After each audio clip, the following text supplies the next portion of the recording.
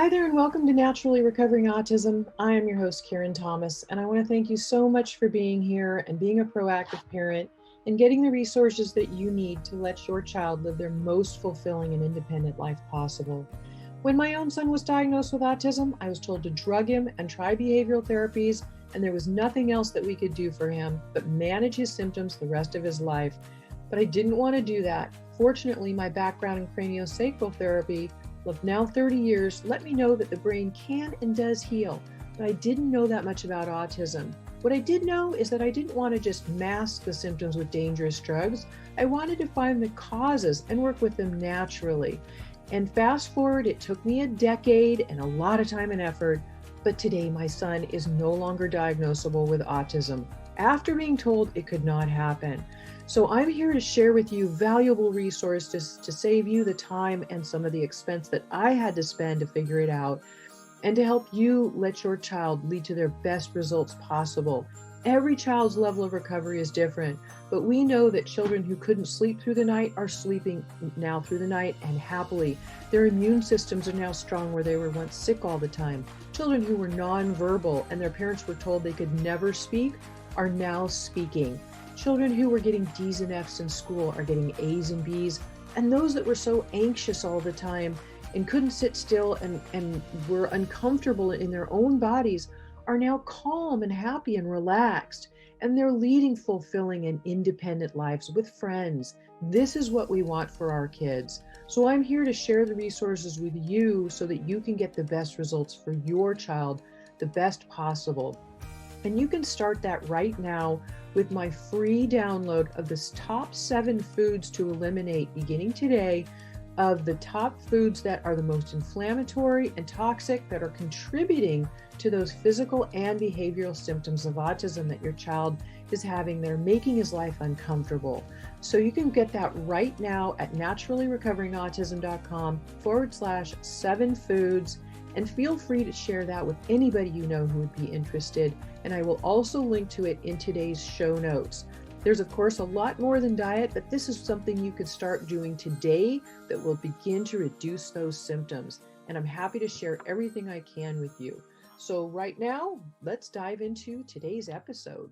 So many parents write in and they ask me all the time about sleep issues for their child, because we know how common it is for everyone, really, even adults, to have trouble sleeping today. And there are multiple things that are tied into it.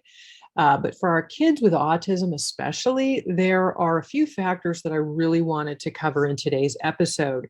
So I'm going to focus today's show around how to improve sleep that's tied to Candida Induced Hypoglycemia.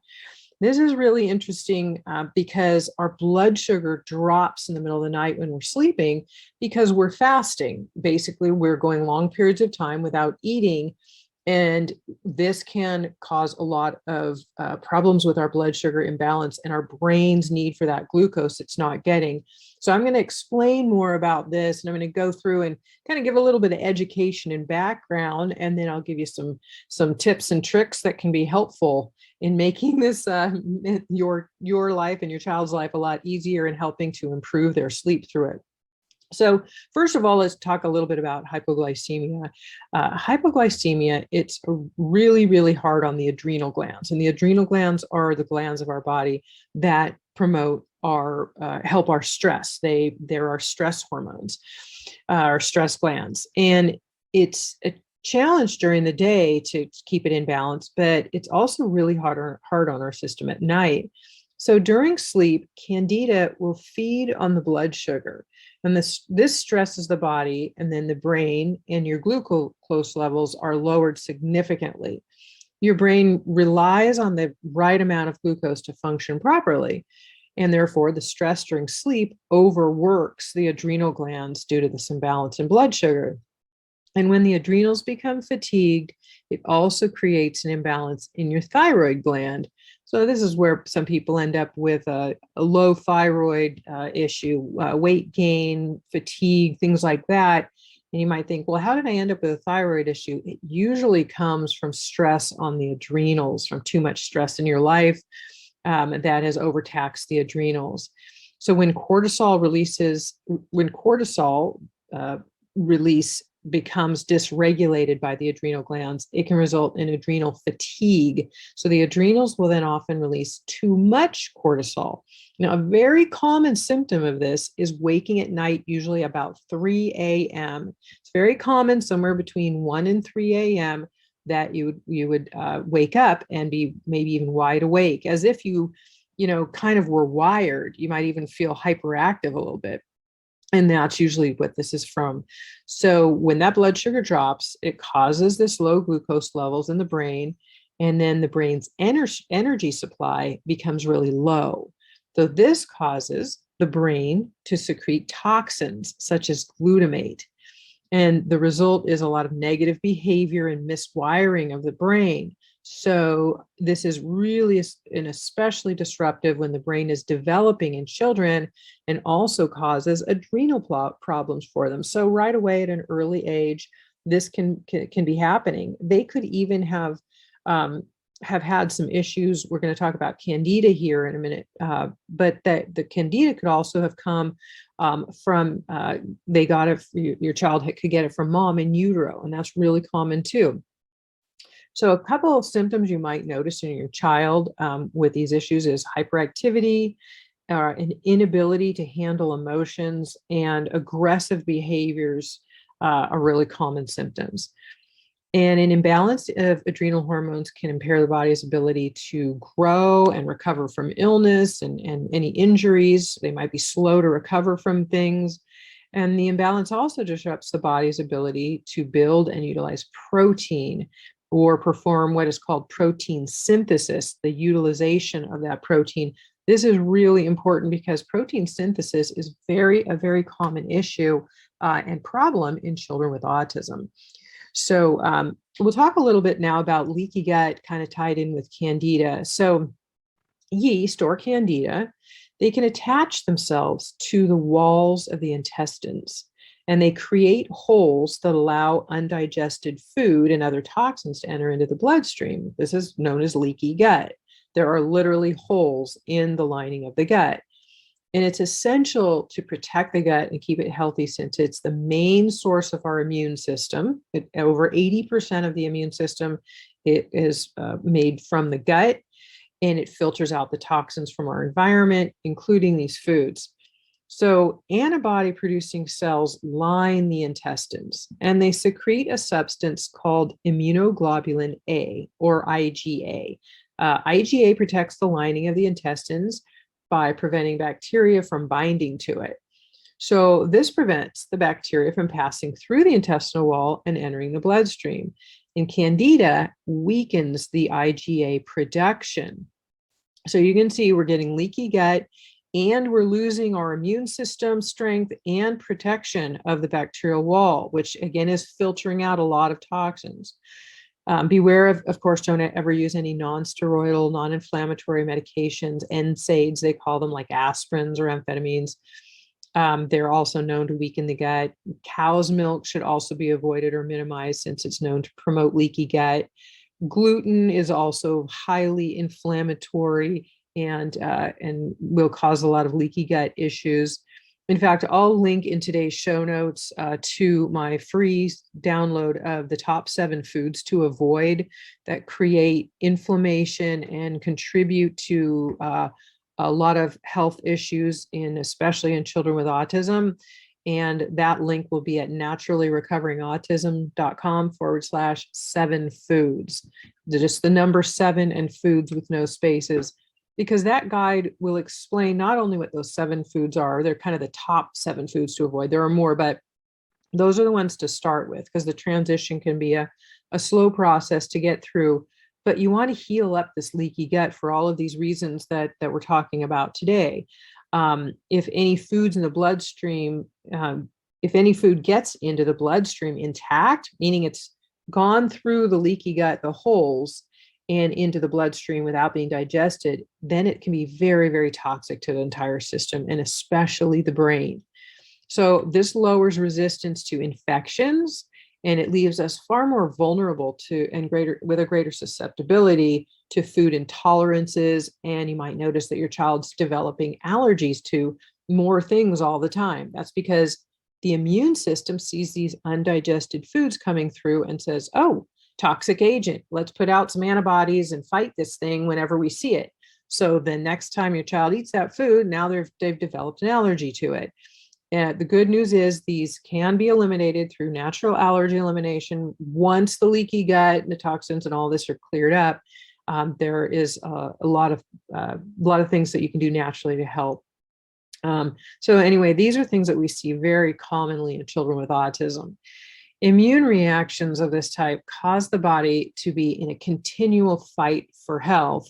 And when the immune system is constantly in the on position, it can become very depleted. It gets really weak. It's like it's exhausted. And it leaves us even more vulnerable to more infections, diseases, and autoimmune illnesses. It also depletes the body's serotonin levels. Now, serotonin is the king of neurotransmitters. 95% of serotonin is made in the gut. Now, serotonin is a brain messenger that will help the brain know to regulate things like mood, sleep, and appetite. So low serotonin levels are very common in children with autism, and they can contribute to issues. Again, symptoms you might notice are like anxiousness, depression, and sleep disorders as well, because sleep disorders are very, very common because one of the things serotonin does is it builds melatonin, which is our brain's the trigger that says, okay, it's time to sleep, or it's time to wake up, or helps us sleep. So melatonin can be very, very commonly depleted when we are depleted of serotonin. Again, this is all stemming from the gut. So I don't like to get too sciencey on you, but I think it's so important to educate you on the background of the why, because then you understand and you're really even more empowered to make the changes to get your child's gut healthier, because I know that picky eating and food transition issue can be hard. The 7 Foods Guide will help. It can just be the top key pieces to start working with to start that transition, and that's kind of like step 1. So, there is a lot more to this, and I just want to say that I'm going to be doing a free 3-hour live masterclass soon, where I go through all of the stages of autism recovery. And if you're interested in that, you can get the link. The link to registration, which we have opened, is naturallyrecoveringautism.com/masterclass. So if you're listening to this live or in the weeks ahead of it, registration is available to you. And again, that's free. And I'll be walking through everything to help you get as educated as possible so that you can really, really help your child get the optimum results for their best life.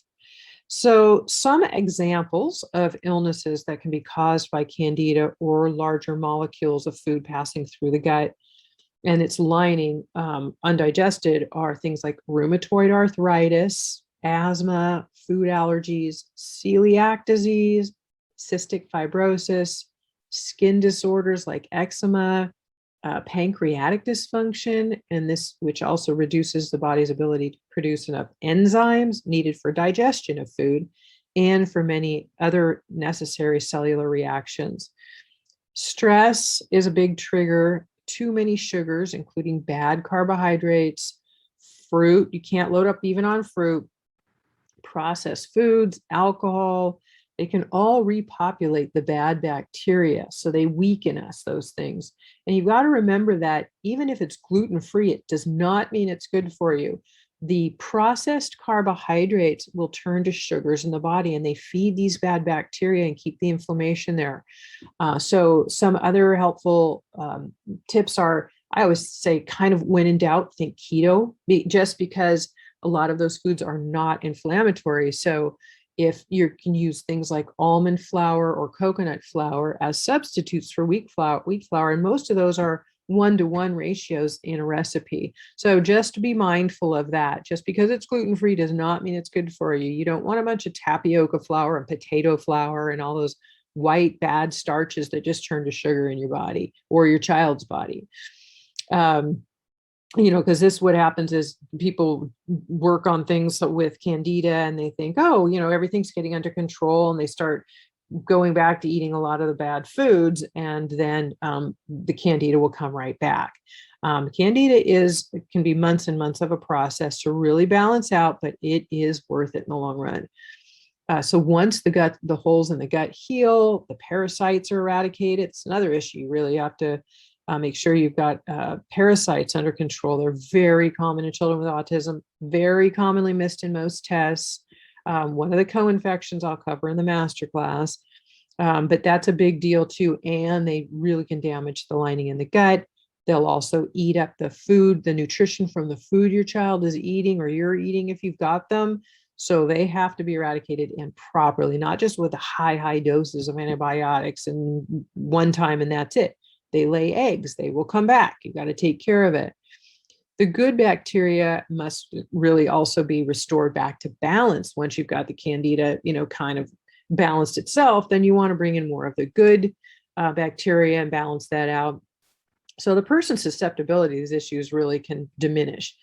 If parasites are detected, the candida diet will help to eradicate many of these pathogenic bacteria, but remember that the parasite issue must still be addressed separately. So let's talk again about hypoglycemia or low blood sugar. Can really trigger a lot of unhealthy reactions in our body. Excess insulin secretion can contribute to many severe disorders like allergies, asthma, alcoholism, cancer, heart disease, chronic fatigue, depression, diabetes, and a lot more. And again, we started out talking about sleep, but I think it's important to know that keeping your blood sugar balance is really, really important. We just talked about parasites and leaky gut here and how they've contributed to hypoglycemia and low blood sugar. Also, that hypoglycemia causes stress on the body and reacts by triggering the adrenal glands to release the stress hormone cortisol. And then the stress hormone rises and registers stress to the brain. So insomnia can be associated with this at night as your body begins to have more trouble going longer periods of time without food to keep the blood sugar balanced. The remedy is to restoring blood sugar back to balance is to eat. The thing is to make the best choices with foods would be a healthy snack or meal, including protein, or maybe a plant-based carbohydrate. Again, none of the bad stuff. Complex or plant-based carbohydrates such as whole grains, which I'm not actually a fan of grains very much, but vegetables and a little tiny bit of fruit, not too much.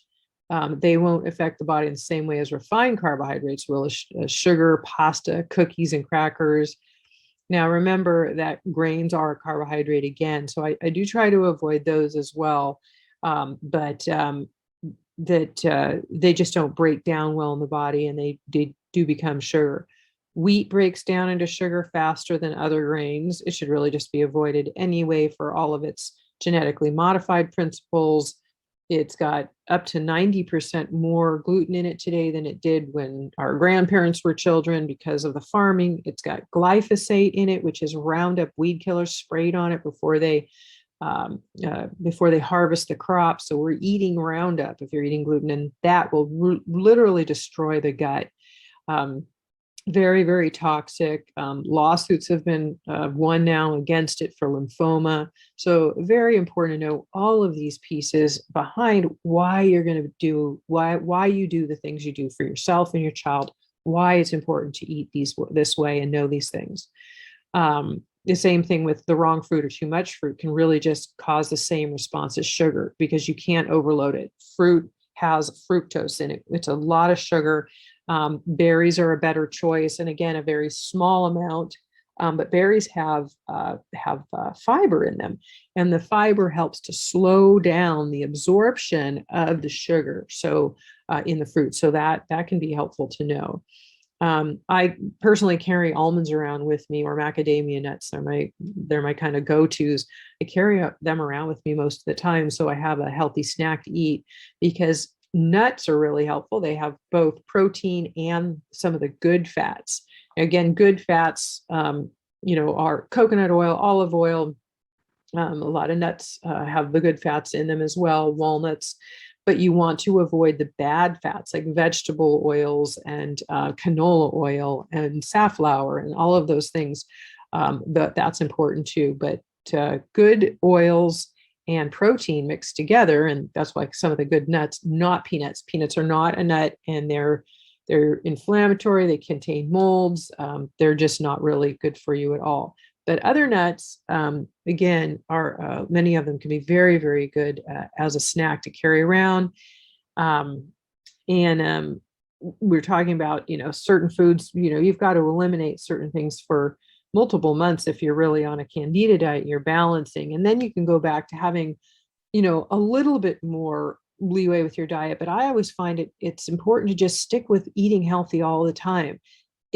People get very emotional about their food. I understand that. You grew up a certain way, you have a certain mindset around certain foods. I have parents writing, Karen, how could my child survive without these carbohydrates? And the human body was really not meant to have any of these processed carbohydrates. We get plenty of them from, vegetables and other things that we can eat that we need.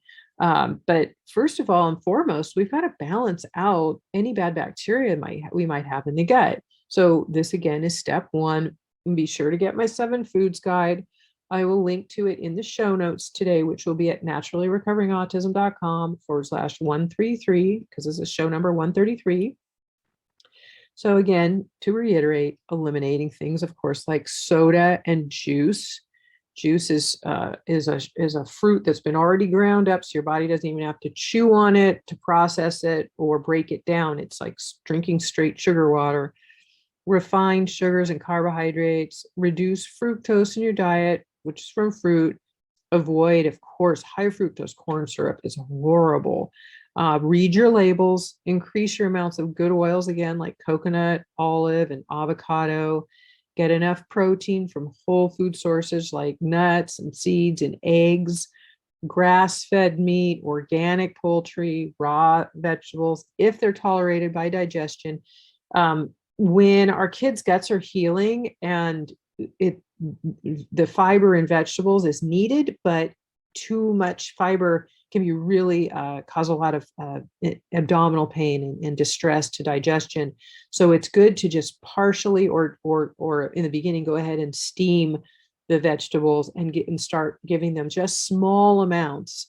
Even a tablespoon or two is plenty, because again, they have trouble digesting the fiber when the gut's not working well. So you just want to do that slowly as you're working your way up to giving them more, and steaming it versus raw. Normally, raw is great. It leaves all of the enzymes intact, etc. But par steaming or steaming is going to be easier for your child to digest, especially in the earlier stages of gut healing. Make sure that, of course, we talked about additional contributors can be gluten allergies, which most of us have these days.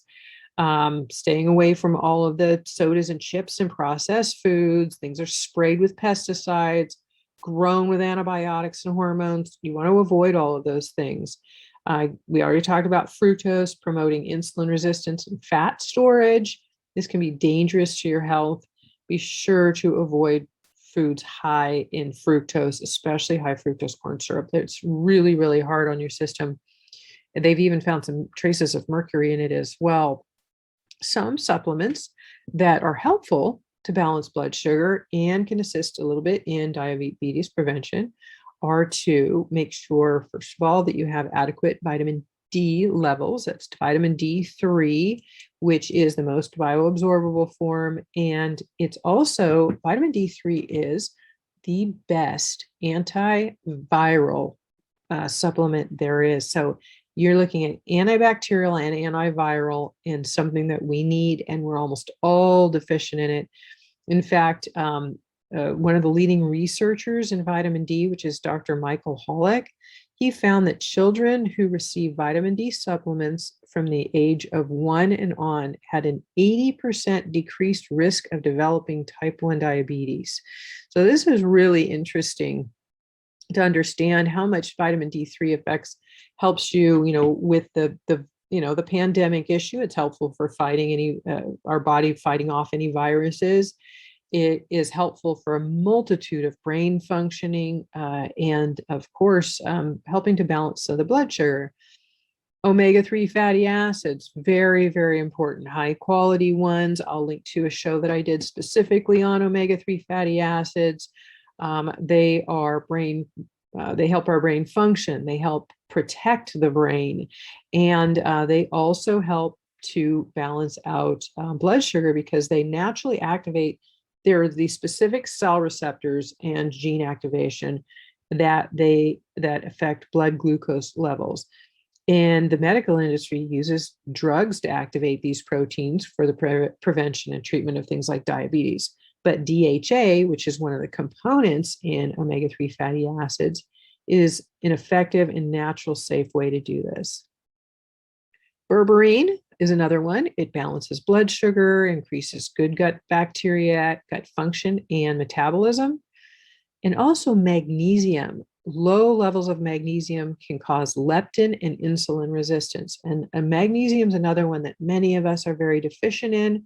With a child with autism, you want to start out with very, very, very small amounts of magnesium, only because if they have a sulfation issue, which I will link to in today's show notes as well. I've done an interview with an expert, Stephanie Seneff, in the past, who is an amazing doctor and just a wealth of information. We talked about sulfation. Now, basically, it's kind of like methylation, which you have probably heard the term if you're a parent of children with autism. MTHFR gene mutation, methylation. It basically means that the detox pathways are not working well. And before we put a sulfur component in there, like magnesium, we want to make sure that our children are stable on it. It's really needed. It's kind of one of those catch-22s. We really, really need it. But if we take it, if we give it to our child and we notice hyperactivity, they get really wired and wound up, then you know that, first of all, give far less or work on their detoxification a little bit more before adding some in. Chromium picolinate is a mineral that is helpful in balancing blood glucose levels, reducing hunger cravings, and improves the metabolism of carbohydrates. It can be extremely helpful with sugar cravings. It's helpful in balancing blood sugar levels and fighting off those later afternoon cravings, especially. We do have a blood sugar drop usually around 4 p.m. So it can be really helpful in the afternoon to take something like chromium. And studies have found that about 500 milligrams twice a day reduces blood sugar in adults, and children may be needing about half that. Taken in the afternoon is very helpful, again, because of that. We have our greatest decline in blood glucose levels. And chromium deficiency is also related to type 2 diabetes. Now, just a caveat, as beneficial as chromium picolinate is in keeping blood sugar in balance, it's wise to regulate the dosage because too much of it can be hard on the liver. So again, small amounts again are good. Too much can be a little heavy. Always good to start out with low, slow increments of anything anyway, and slowly titrating up. CoQ10, one of my favorite supplements, helpful with mitochondrial issues and so many other things, also helps decrease blood glucose levels. And studies have shown by over 30%. It also increases metabolism, increases energy. It's an antioxidant, and it increases the level of glutathione inside of cells, which glutathione is our master antioxidant. And it helps the ATP, which is the energy into cells, which is what causes mitochondrial issues. And I will link to a show that I did on mitochondria in case you haven't heard it. Very important and very common with children with autism.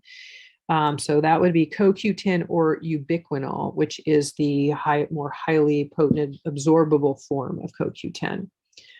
Zinc is also helpful, and another mineral supplement that is very commonly depleted in children with autism. And as far as some foods, cinnamon is great for helping balance the blood sugar and curbing the appetite. Um, you can even get cinnamon essential oils, but if you just sprinkle a little bit of organic cinnamon into, your tea or into a smoothie or anything like that, just having a little bit of cinnamon in there can also be very helpful. And peppermint is good as well. Peppermint is helpful for those things too.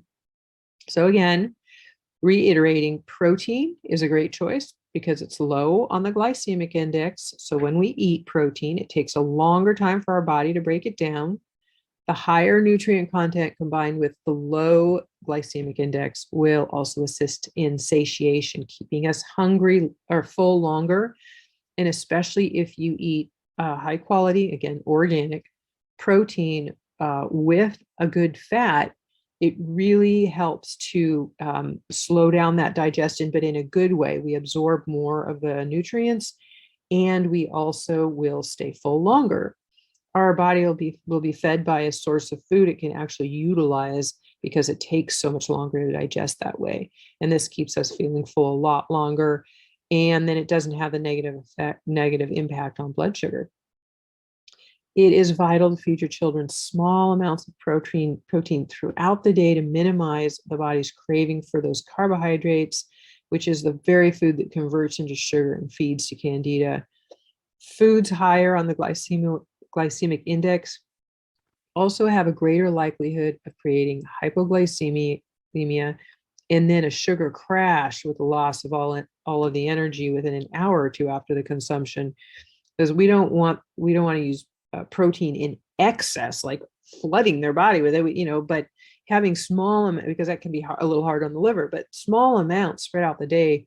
Like I said, some nuts here and there, celery with almond butter on it, a small slice of apple with almond butter on it, anything like that. In fact, let's get back to sleeping and nighttime. So helping to balance blood sugar during your sleep is a way to experiment feeding your child a snack at bedtime, like one that has a little bit of protein and good fat, like I mentioned, even a small handful of nuts, maybe a little tiny bit of carbohydrate, or a little bit of a healthy protein bar, almond butter on a little tiny slice of apple. We don't want too much sugar from the fruit, but a little bit. Give a snack again if your child wakes up in the middle of the night like this, because what's happening is that almost every child on the spectrum, on the autism spectrum, has Candida overgrowth. And it's often been picked up by mom in utero, and it's a major contributor to the development of autism. These Candida disrupt the gut in so many ways that they cause all the inflammation that causes many of the things we've talked about, low serotonin, inflammation in the brain, weak immune systems, all of these things, right? I mean, there are other contributors that go with this, but this is a big, big contributor. So we've got to get it balanced. What happens is Candida will eat the sugar in the blood at night when you're sleeping. Then the brain doesn't have enough blood sugar to feed the brain. And when the brain gets hungry, it signals the adrenals to tell the liver to release more glucose into the blood. But because they've had to do this since birth, since your child's body has been doing this forever, the adrenals have become worn out and fatigued, and they can't do this efficiently. So the brain stays hungry. And as it needs food, it wakes you or your child up to try to get some. So it wants you to eat. So it's waking you up to stimulate you to eat because it's so low in glucose and it's desperate for it. So this little bit of snacking before bed or even in the middle of the night, if you have to, again, the healthy choices that I talked about, will help to provide the additional glucose that the brain needs. The protein and fat slow down the digestive process so that the glucose doesn't all hit at once, and it'll last a much longer time, as I mentioned, the slower digestion. So this snacking can help improve sleep, and it can help improve your sleep as well as your child. So if you're having these issues, you might want to try this for yourself as well. There's also an elixir that I use that I've had great success with, called Restful Sleep Elixir. And I will link to that as well in the show notes, which again, will be at naturallyrecoveringautism.com/133.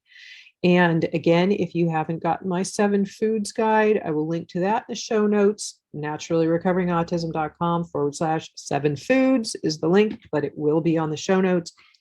And please, please join me for my upcoming live free 3-hour online virtual masterclass for the autism recovery.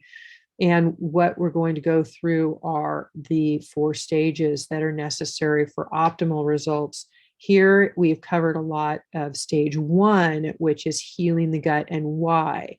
But there is more to do. And if you want the best results for your child, please, please join me. The link for the masterclass registration is naturallyrecoveringautism.com/masterclass, all one word. And everything again will be on the show notes for today's show at naturallyrecoveringautism.com/133. Thank you so much for being here, for listening and being a proactive parent, and for all you're doing for yourself and your child, because you need support as well. And I'm happy to be able to share these resources with you and help to make your life and your child's life as the best that they can be, because that's what it's really about, is having quality of life and improving everybody's life to the best it can. So take care, and I look forward to seeing you soon.